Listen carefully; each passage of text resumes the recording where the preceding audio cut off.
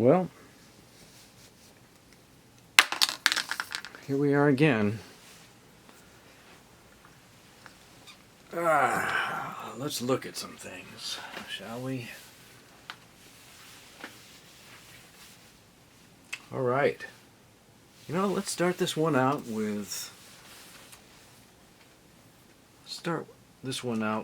the lion. This is something that I've got kicking around, and I'm not sure why. I think I found it for like $3 or $4. But I thought it needed to be shown. It's this crazy lion. Look at that, it's from the Lions Club. I mean, if you had a lion like that, you'd be in a club like that. I wonder if that's just... What if when they started the club, that they just said, hey, let's make up a club where we can all just lie all the time. And everybody's like, alright, that'll be the big secret. Kind of like the first secret of Lie Club is be a lion. Well, anyway, let's move on. That's a nice chrome little statue. Kind of cool. A little bit loose. I think one of the screws in one of the bottom of the feet is started to come loose, or it's being stripped out. I should dust this thing while I got it out. Let's buff that lion. I'm not lying, I'm buffing that lion. I'm buffing that lion tonight. Shiny. Alright. Next up.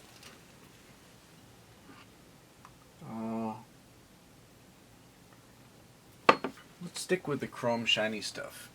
This needs a little dusting too. This is an old Mack dog off of, like the Mack trucks whenever Mack was around. Or I think the right side up. There we go. Ta-da! Anyway, yeah, it's a Mack dog. Doggy. Hey, Mack doggy. Roof. He's even got a collar that tells you so. What does he say? Some patent number in here for some reason, like nobody else can have a dog on the front of their fucking truck. We're Mack, and we're the only ones who can do it. A nice little green velvet base. There's probably some screw holes in there, but I don't even want to pull this off. This thing weighs a couple pounds at least. Feels like a Grammy. I got the Grammy for being a big bad truck. Grammy. Oh, that's my Grammy. Oh, don't be mean to my Grammy. Anyway, this is the emblem they put on front, and they were highly coveted, kind of like Mercedes emblems later on, like in the 80s or something. Actually, people still wanted these in the 80s. Anyway, this thing needs a little dusting, so hey, while I got it off here, I got it out here, excuse me, I didn't get it off there. Let me get some of the dust off. You can see I found this little nugget at a charity store. Looks like I pulled the price tag off there, but it's still got some old charity residue on him. You know what I mean? Like, you gotta savor it for as long as you can. You give to charity, and you just kind of have to make that feeling last, because you never know when you're going to give again, or if you'll give again. So you tend to taunt that fact around that you gave stuff to charity or the goodwill. But then, if you have enough to give all the time, then somehow it doesn't seem so special. I don't know. Either way, I think if you give something to charity... What was I even talking about? What's that have to do with a Mack truck? Oh yeah, I found this thing in a thrift store. Anyway, I think it'll clean up well. Maybe one day I'll have a son and buy him a truck, and we'll put it on front of it. He'll fucking roll down the road with this thing saying, "Bow wow wow yippee yo!" Look at that thing. It's a Mack. Alright, we're moving on. He's clean enough for now. I'll come back to it. I need to change the cleaning towel, and boy, he's still got a lot of dust between his legs. It's like the Sierra Nevadas in there. I don't know. Anyway, the walls, I'm saying there's some mountain peaks with some snow right up in here. Oh, I'm totally flossing them now, aren't I? Look at that. What's up, Mac? How would you like a floss? Alright, sit down. Alright, we're gonna keep moving here.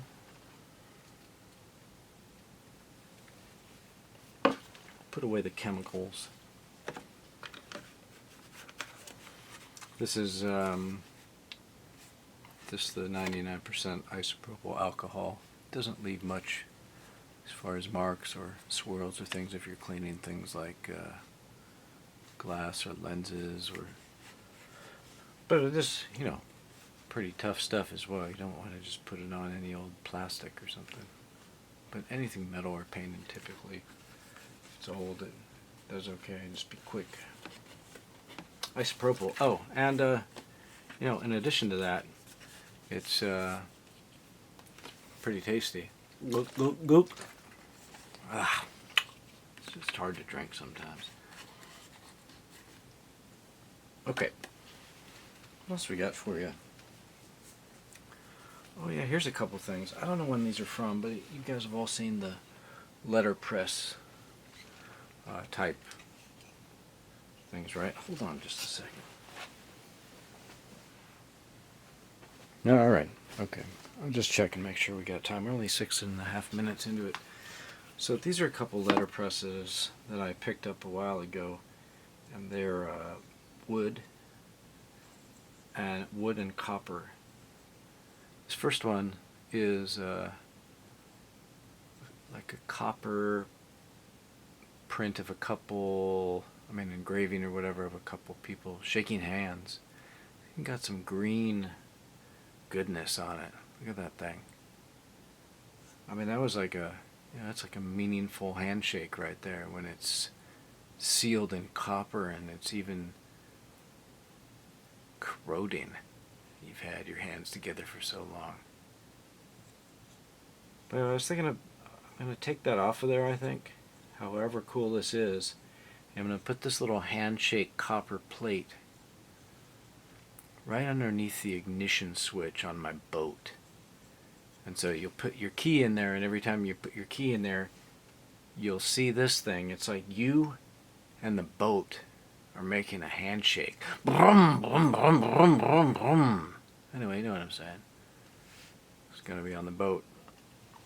So, moving on. There's one of them. I really like that one. It's called the Handshake. It might be a little out of focus there, but the next one is... oh, let me go back to this for a second, because I'm guessing that probably this was made, to sort of seal a deal. Like you send somebody a letter or a document and you sign, glad we could work together, and you go, stamp, handshake, boom. It's a handshake deal, but sort of an acknowledgement of like, hey, nice working with you. Let's keep this thing going. Who knows? The fuck. All right. This next one, it looks like maybe this is like maybe the stamp the gas company would use or something. Look at that. It's like, ooh, I'm a flame. But anyway, it's a nice hunk of copper, and then it seems to be on like almost a brass plate. Like there's a copper piece, and then there's a brass base, and then there's the wood, which looks to be, I don't know what that is. It's maybe cherry or something. It's probably cherry. Seems pretty sturdy, but it's not teak. This used to be, there was a sticker on here, I'm assuming, that had what was on the other. Don't you find that funny about stamps? Is you look at the stamp and go, ooh, that's a flame, ooh, flicker. I bet the gas company uses that.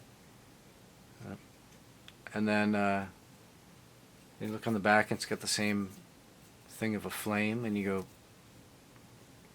the fuck? Anyway, it could be like the gas company would send you a bill and it would be overdue, and they would, on the second one, they'd put this on it. Psst, give you a gas flame stamp. And then on the second one, the third one, well, anyway, you know what I mean. First notice, you get one gas flame, like you better get moving on that bill. Second notice, and by the third notice, like you're on flame notice. Like 3 flames and you're out.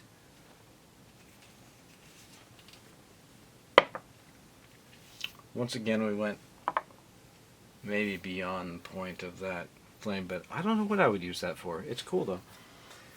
I like having it. I wouldn't put it on my boat.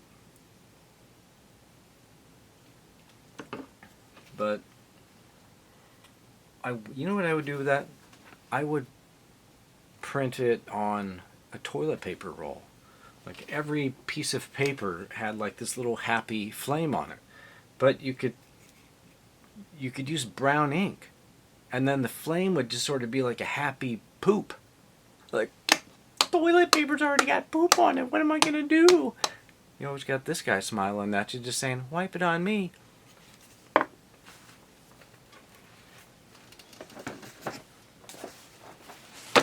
Next up, thread.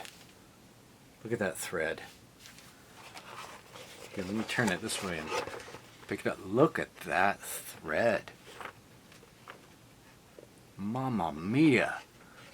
I mean, that is... Look at these colors. We've got thread. Here, check this out. But you know what's interesting about these threads? For some reason, there's one missing here. I don't know why. Maybe that one was... who knows what color it was. It's not there, so I mean, there's enough colors to even look at. I got plenty of stuff. So let's pick one. Let's pick one that's a nice olive color. Looks like there's a lot of greens. Anyway, here's a nice one. Yeah, it's about in focus for you. But anyway, each one has like a little number. Looks like to be maybe some Chinese symbols. That's my best guess. Flip over the other side. It says T. Dot. I don't know if you can read that. T. Hada and Company O. In Tokyo, Japan. So these are all like little Japanese threads. But you know what's the best about this set? Check it out. It's in this little box. I mean, this little box isn't much. This is just old black. Looks like it may have had some type of reinforcement. Anyway, more thread is underneath. Can you believe it? Look at all these. This is an amazing array of threads of different colorways. Let's do the first one again, and then threads.